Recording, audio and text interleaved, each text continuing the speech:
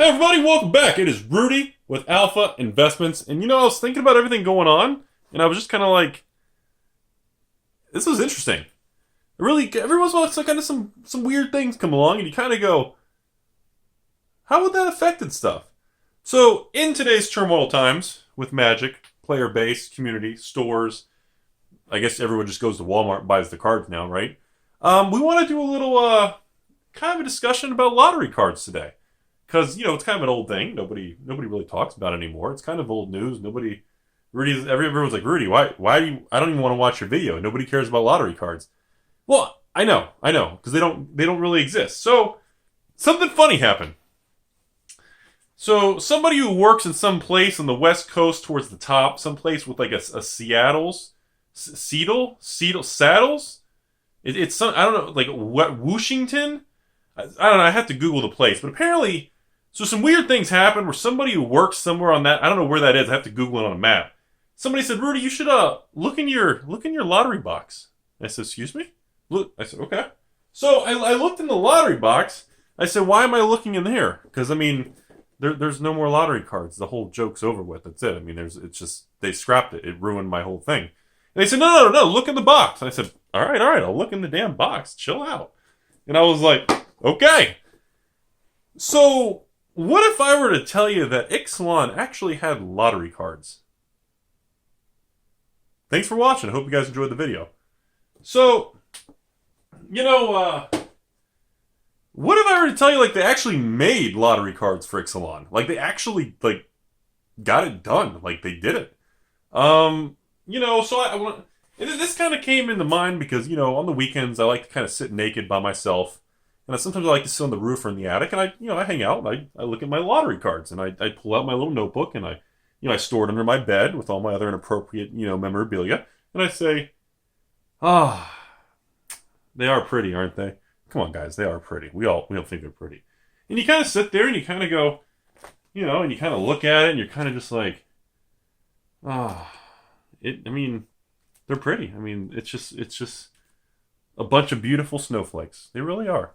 So, it makes you feel good to respect and appreciate the art, And those are my favorite, and I still collect and buy them. And I was like, what would have happened with Ixalan? Ixalan did sell pretty good. I even made a video a couple months ago, and I was talking about, because Ixalan sold really good out in the gate, how a lot of people there was a new wave of people wanting to open their own card store, open their own game store. And, 2016 haircut Rudy here to tell you, like I told you before, if you open your own local LGS and you're willing to put your own money into it, you're an idiot. And the sad part is it's not your fault, because you're walking into a field and you're walking into a setup that's designed for failure. And it's not your fault. You have a hobby, you like it, it makes you happy. You think to yourself, well shit, I work a real job, it makes me unhappy. Magic makes me happy. Maybe I should take the thing that makes me happy and try to merge it into the thing that I need to do to make a living. So the concept and the thought process is great, but the reality is that, as we all know now, with the master sets and iconic disaster, and of course big box retailers selling everything from unstable to iconic masters, and of course the panic selling and the raising of capital by all the big stores, and the market's very shaken up.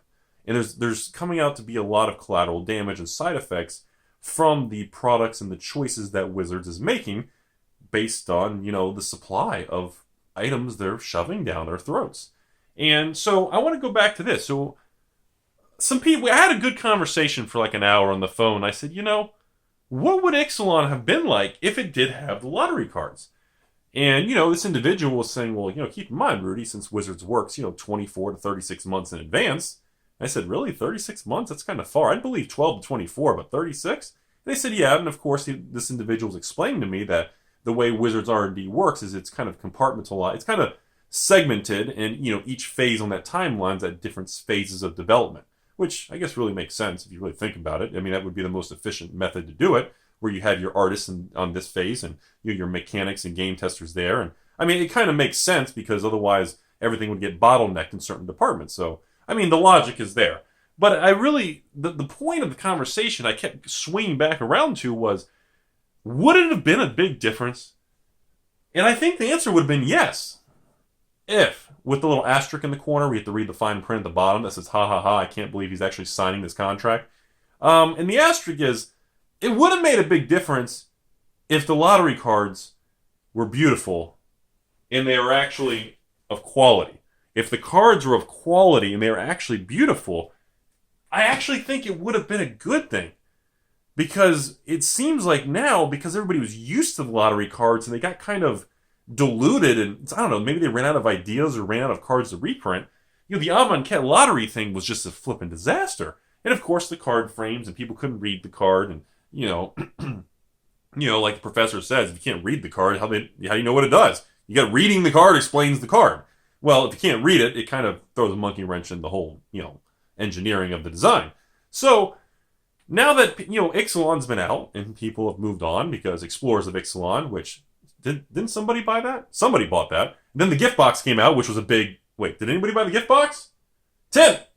Maybe Lumberg bought the gift box. And then, of course, Iconic Masters came out, and people bought Iconic Masters. The price tanked, and, Iconic Masters was a ripoff at $240, but $150, suddenly it's a different game. When you take a $10 booster pack and put it at $550, suddenly it's not a bad product. So when you look at Ixalan now, and it's sold decent, but how would people feel if the lottery cards were there? Would it have made a difference?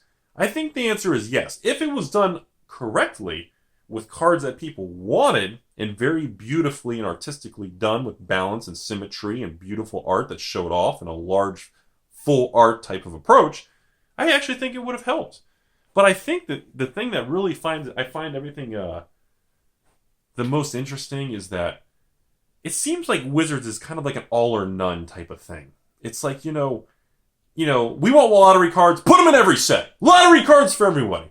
But why can't they just kind of do like they're doing now, which they said lottery cards are gone, and lottery cards will be back, but it's just going to be periodically. And I think that would have been the correct approach. Like, I think after the battle for Zendikar Oath of the Gatewatch block, when the expeditions came out, I think skipping 1 or 2 years, not just immediately going to the next one, I think lottery cards, we get a taste of it, skip 2 years, do it again, skip 2 years, I think would have been a nice thing. But the reality of it is this individual told me, and this is where I really find interesting. The person told me on the phone that, Rudy, you're looking at it completely wrong. And I said, well, what are you talking about? He said, I understand your perspective about you think it should have been spaced out so people didn't get diluted and watered down, and they would still appreciate it. It wouldn't lose that umph. And this individual told me, Rudy, that you're way off, bro. And I just, what? He said, we don't want the lottery cards. We want lottery cards to be Masters cards for more Master sets. Because the ability to produce the same card, piece of paper, with the same ink, even if it's flimsy, shitty, and full of misprints, but sell the same card with less of those pieces of cards in the box for double the MSRP of a regular booster box or triple, that's where your margins are. That's where the profit is. That's what Wizards wants. Wizards wants the future to be converted to a digital thing where they make millions and don't have to do any work with printing and doing anything, but they want to keep the printing world, but they want to convert it to pretty much expensive cards, expensive booster packs, because that's where the money is. And the best way to do that is to seed it with lottery cards, which are no longer labeled as lottery, but just put them in the master sets. And I thought, this was a really, and that's that particular moment where I'm sitting there and I'm going like this. I'm really going, wait a minute. So you're telling me that one of the reasons the lottery cards were removed is because they want to use those instead of being masterpieces? They want the lottery cards to be the modern masters rares and mythics? And the individual said, yeah, because that's where the finance department, that's what makes it happy. And I thought to myself, okay, this is a really strange video and a really strange conversation. I told the guy, and I said, I can't read how to take this. I don't know if this whole conversation is full of shit. I don't know if this is the most interesting thing I've heard since I realized I had balls. Or I don't know if this is the most fascinating thing since I actually looked down and I realized there's something down there. I don't know how to read this. And I was like, that is so intriguing. And I can't believe I never thought of that. And I can't believe nobody else ever brought that up. But man, holy shit, that makes so much sense, you guys. Think about that. Why would you put 45... What Battle for Zendikar was what? 25 expeditions or something? I don't know how many. Battle for Zendikar was like 25 expeditions, and Oath of the Gatewatch was what, like 20 or something? I don't know.